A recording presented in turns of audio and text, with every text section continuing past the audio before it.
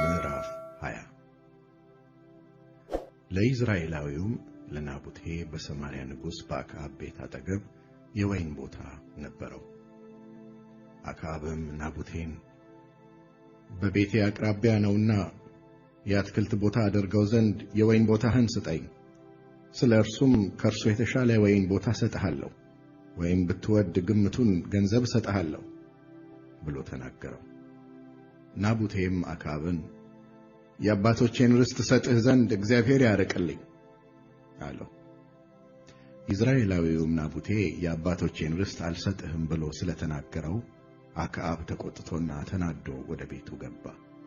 በአልጋውም ላይ ተጋድሞ ፊቱን ተሸፋፈነ፣ እንጀራም አልበላም።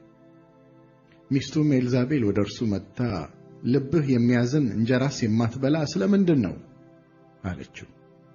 እርሱም ኢዝራኤላዊውን ናቡቴን የወይንህን ቦታ በገንዘብ ስጠኝ፣ ወይም ብትወድ በፋንታው ሌላ የወይን ቦታ ሰጥሃለሁ ብዬ ተናገርኩት፣ እርሱ ግን የወይን ቦታዬን አልሰጥህም ብሎ ስለመለሰልኝ ነው አላት። ሚስቱም ኤልዛቤል አንተ አሁን የእስራኤልን መንግሥት ትገዛለህን? ተነሳ፣ እንጀራም ብላ፣ ልብህም ደስ ይበላት፣ የኢዝራኤላዊውን የናቡቴን የወይን ቦታ እሰጥሃለሁ አለችው። በአክዓብም ስም ደብዳቤ ጻፈች፣ በማኅተሙም አተመችው። በከተማው ወደ ነበሩትና ከናቡቴም ጋር ወደ ተቀመጡት ሽማግሌዎችና ከበርቴዎች ደብዳቤውን ላከች። በደብዳቤውም ስለ ጾም አዋጅ ንገሩ፣ ናቡቴንም በሕዝቡ ፊት አስቀምጡት፣ ሁለትም ምናምንቴ ሰዎች በፊቱ አስቀምጡና እግዚአብሔርንና ንጉሡን ሰድቧል ብለው ይመስክሩበት፣ አውጥታችሁም እስኪሞት ድረስ ውገሩት ብላ ጻፈች። በከተማውም የተቀመጡት የከተማው ሰዎችና ሽማግሌዎች ከበርቴዎችም ኤልዛቤል እንዳዘዘቻቸውና ወደ እነርሱ በተላከው ደብዳቤ እንደተጻፈ እንዲሁ አደረጉ። የጾም አዋጅ ነገሩ፣ ናቡቴንም በሕዝቡ ፊት አስቀመጡት። ሁለቱ ምናምንቴ ሰዎች ገብተው በፊቱ ተቀመጡ።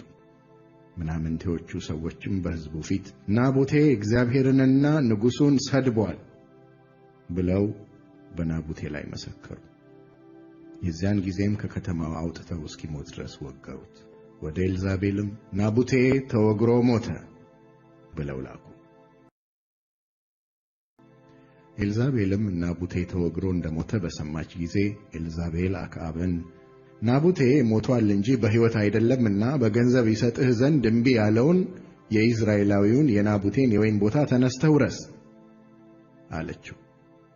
አክዓብም ናቡቴ እንደሞተ በሰማ ጊዜ ይወርሰው ዘንድ ወደ ኢዝራኤላዊው ወደ ናቡቴ ወይን ቦታ ሊወርድ ተነሣ። የእግዚአብሔርም ቃል ወደ ቴስብያዊው ወደ ኤልያስ እንዲህ ሲል መጣ። ተነስተህ በሰማርያ የሚኖረውን የእስራኤልን ንጉሥ አክዓብን ትገናኝ ዘንድ ውረድ። እነሆ ይወርሰው ዘንድ በወረደበት በናቡቴ የወይን ቦታ ውስጥ አለ።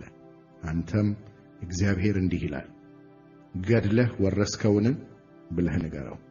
ደግሞም እግዚአብሔር እንዲህ ይላል ውሾች የናቡቴን ደም በላሱበት ስፍራ ያንተን ደም ደግሞ ውሾች ይልሱታል ብለህ ንገረው። አክዓብም ኤልያስን ጠላቴ ሆይ አገኘኸኝን አለው። እርሱም እንዲህ ብሎ መለሰለት አገኝቼሃለሁ፣ በእግዚአብሔር ፊት ክፉ ለማድረግ ራስህን ሽጠሃልና። እነሆ ክፉ ነገር አመጣብሃለሁ፣ ፈጽሞም እጠርግሃለሁ። ከአክዓብም በእስራኤል ዘንድ የታሰረውንና የተለቀቀውን ወንድ ሁሉ አጠፋለሁ። በሥራህም አስቈጥተኸኛልና እስራኤልንም አስተሃልና ቤትህን እንደ ናባጥ ልጅ እንደ ኢዮርብዓም ቤት እንደ አኪያም ልጅ እንደ ባኦስ ቤት አደርገዋለሁ። ደግሞ እግዚአብሔር ስለ ኤልዛቤል በኢዝራኤል ቅጥር አጠገብ ኤልዛቤልን ውሾች ይበሏታል ብሎ ተናገረ። ከአክዓብም ወገን በከተማይቱ ውስጥ የሞተውን ውሾች ይበሉታል፣ በሜዳውም የሞተውን የሰማይ ወፎች ይበሉታል። በእግዚአብሔር ፊት ክፋት ለመሥራት ራሱን እንደሸጠ ሚስቱም ኤልዛቤል እንደነዳችው እንደ አክዓብ ያለ ሰው አልነበረም። እግዚአብሔርም ከእስራኤል ልጆች ፊት ያጠፋቸው አሞራውያን እንደሠሩት ሁሉ ጣዖታትን በመከተል እጅግ ርኩስ ነገር ሠራ። አክዓብም ይህን ቃል በሰማ ጊዜ ልብሱን ቀድዶ ገላውን ማቅ አለበሰ፣ ጾመም፣ በማቅ ላይም ተኛ፣ ቅስስ ብሎም ሄደ። ደግሞም አክዓብ በፊቴ እንደ ተዋረደ አየህን? በፊቴ የተዋረደ ስለሆነ በልጁ ዘመን በቤቱ ላይ ክፉ ነገር አመጣለሁ እንጂ በእርሱ ዘመን ክፉ ነገር አላመጣም የሚል የእግዚአብሔር ቃል ወደ ቴስብያዊው ወደ ኤልያስ መጣ።